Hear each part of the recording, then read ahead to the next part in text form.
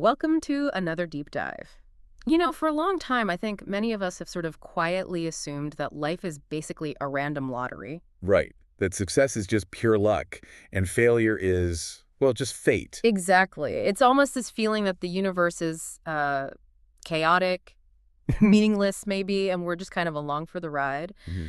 But what if that's not the whole picture? What if it's actually more like a system, like a precise operating system with these fundamental, maybe unseen rules? That's a fascinating way to put it. Well, think about it. We are swimming in information more than ever before, yet so many people feel completely lost, kind of adrift. It's true. And we're technically more connected, digitally anyway, than any other generation.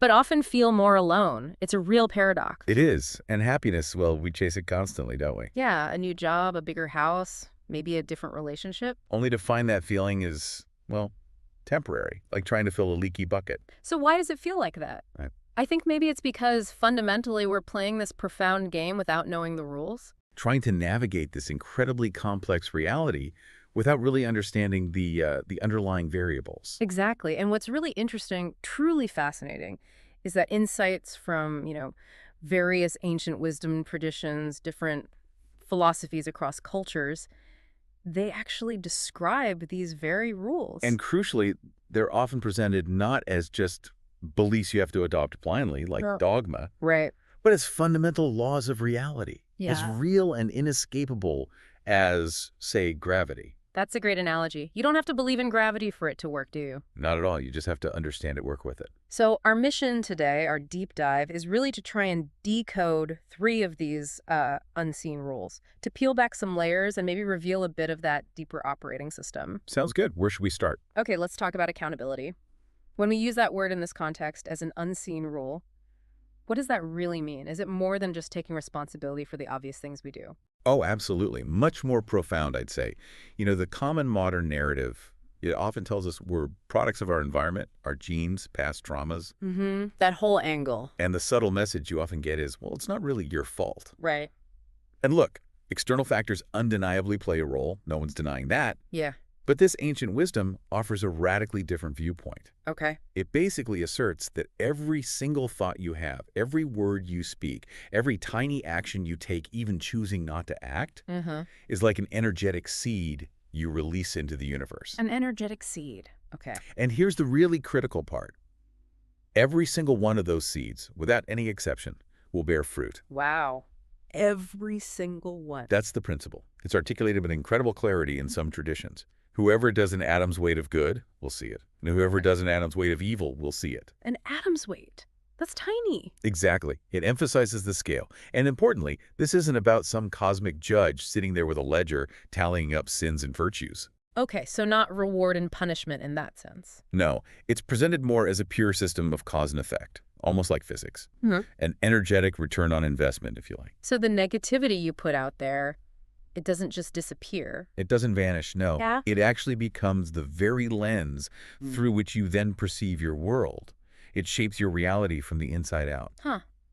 And the flip side, kindness, good deeds. They aren't lost either. They return to you, often in ways you can't predict, maybe can't even trace directly back to the source, but the energy comes back. That is a powerful idea, every thought as a seed. But, in a world where so much feels outside our direct control, how does this idea of atom-sized choices, Yeah. how does that actually empower someone? Doesn't it just sound like a heavy burden, like everything's your fault? Well, it reframes the whole concept of agency, you see. It means you are the architect of your own reality. Yeah. One seemingly tiny choice, one little thought, one small action at a time. And crucially, it's not presented as this heavy burden, this weight to crush you. It's framed as your ultimate freedom. Freedom, how so? Because it's the profound realization that you actually possess incredible power to shape your experience of the world, starting with the smallest inputs you contribute. Just knowing that, the awareness itself is empowering. It shifts you from being just a spectator. Exactly. To being an active participant. You're on the field, not just watching from the stands. Okay, that makes sense.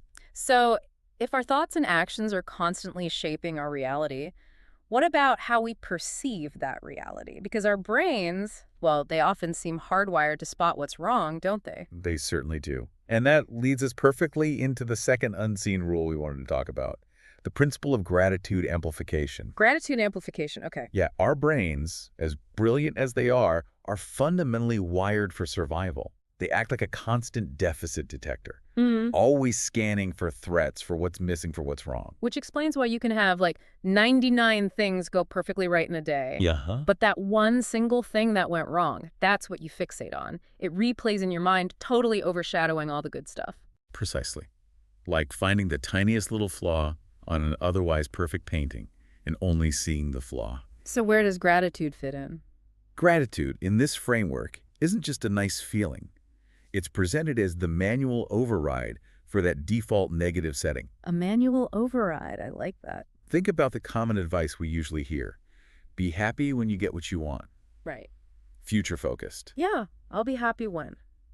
But this ancient code, it flips that completely. It essentially promises, be grateful for what you already have, and you will be given more. So gratitude comes first. Yes. The promise is very direct in some sources. If you are grateful, I will surely increase you. Okay, but is this just, positive thinking, like just telling yourself to be happy? It's presented as much more than that, not just fluffy positive thinking. It's described almost like a fundamental law for our inner world, our soul maybe, as consistent as a physical law. How does that work, practically? Well, when you actively consciously choose to focus your attention on what you already possess, maybe your health, even just the basics like shelter, your senses, the ability to see, to hear, you're apparently doing more than just thinking nice thoughts. You're literally rewiring your neural pathways. But perhaps even deeper, some traditions hint it's a vibrational shift. Vibrational, like changing your energy. Kind of, yeah. Yep. When you resonate with genuine gratitude, you're not just changing brain chemistry. You're actively shifting your energetic frequency, becoming like a tuning fork for similar experiences. It amplifies the good that's already there. And acts like a magnet for more. Exactly. It draws more of that same energy, that same qualitative experience towards you. That's a really compelling way to frame it, not just thinking positive, but actually shifting your frequency. Right. So for someone listening, how do you put this into practice? What's a simple, actionable step? Okay, here's something really simple you can try. Tonight, before you drift off to sleep, find just 3 things from your day that you are genuinely grateful for. And don't just tick them off a list in your head. Try to actually feel the gratitude. Even for something small, a warm cup of coffee, a smile from a stranger, the fact that the sun came out. Just 3 things. Feel it. Feel it. Yeah. And try doing that for a week. Just observe what happens. You're not trying to force the whole world outside to change instantly. You're changing the lens through which you view your world. And by changing the lens. You effectively begin to change your world, your experience of it. Yeah. Powerful stuff. So we've covered our active role, accountability, and how gratitude can sort of rewire our perception. But what about when life just throws really tough challenges at us, when things feel incredibly hard? Is that just random bad luck, or is there another layer to this system? That brings us perfectly to the third and maybe the most often misunderstood unseen rule, the test and growth equation. The test and growth equation. Okay. Because there is this pervasive belief, isn't there, deeply ingrained maybe, that a good life should be an easy life. And that if you're struggling, if you're facing real hardship, it must mean you did something wrong. Or maybe you've been abandoned somehow. That idea, according to these ancient principles, Yeah. well, it's described as perhaps the greatest illusion of all. Wow. The greatest illusion. That's a radical thought for many. We're usually taught that an easy life is a sign of favor, right? We are. So how do these wisdom traditions explain this seemingly, harsh idea that hardship is actually a promotion?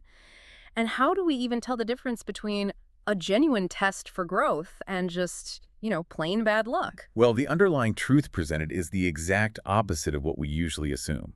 Hardship isn't punishment. It's framed as, yes, a promotion. Promotion. It's seen as part of a fundamental design, a system specifically for growth. There's even a direct question posed in some texts, something like, do people think that they will be left alone merely because they say, we believe, and that they will not be tested? Now, that's not meant as a threat. It's presented as a description of how the system works. Okay, like a feature, not a bug. Exactly. Connect it to something physical. Think of a muscle. How does a muscle get stronger? By working against resistance, lifting weights, not air. Precisely. It grows by struggling, by being challenged. In the very same way, your character, your resilience, your faith, maybe your very soul, They don't develop and strengthen when everything's comfortable and easy. They're forged in the fire. Forged in the fire, not built in comfort. That's the idea. And as for telling the difference between a test and misfortune, often the distinction lies in your response. Misfortune can become a test when you choose to engage with it consciously, looking for the lesson, the growth. What I find really compelling here is the suggestion that every challenge might actually be like a precision tool for our growth. Yes, that's a key aspect. Every single challenge you face, big or small, is presented as potentially being a tailor-made test. Tailor-made. Specifically designed, perhaps, to unlock a strength within you that you didn't even know you had. Can you give some examples? Sure, maybe that loss you're enduring. It could be seen as a profound test of your patience, your acceptance, that betrayal you might experience, a difficult, deep test of your capacity for forgiveness. Okay. And it's not just negative things. Even success, achieving your goals, that could be a test too. A test of your humility, how you handle abundance, whether you remember the source. So each challenge is like a specific instrument for our own evolution. That's the perspective offered, yes. Yeah. Which naturally leads to a really important question for you, the listener. How do you typically respond when these challenges arise? The pivotal perspective shift, the one that changes everything, is moving from asking, why is this happening to me? Which is often our first reaction, victim mode. Exactly. Shifting from that to asking, what is this trying to teach me? That's a huge shift. It's enormous. That single changing question transforms you instantly from being a victim of circumstance into being a student of life. Right. And it transforms every obstacle you encounter. It stops being just an impassable wall. And becomes maybe a doorway. A doorway, leading to deeper understanding, to a stronger sense of self, to untapped potential. Okay, let's try and quickly recap these 3 big principles we've dived into today. Good idea. So, first, you are the architect. Every single atom-sized choice, every thought, every action, it genuinely counts. It's all seeding your reality. Rule 1, accountability at the micro level. Second, gratitude isn't just, a pleasant feeling. It's actually a powerful tool. It amplifies your reality, acting almost like a magnet for more of what you already appreciate. Rule 2, gratitude amplification. Focus on what you have to attract more. And third, your struggles, your hardships. They aren't punishments. They are potentially your curriculum for growth. Tailor-made tests designed to unlock strengths you didn't even know you possessed. Rule 3, the test and growth equation. Challenges are opportunities. Exactly. And it's crucial to remember these aren't just presented as like nice abstract ideas or philosophical concepts. No, not at all. They're presented as integral parts of the code, if you will, the fundamental operating system of the universe itself.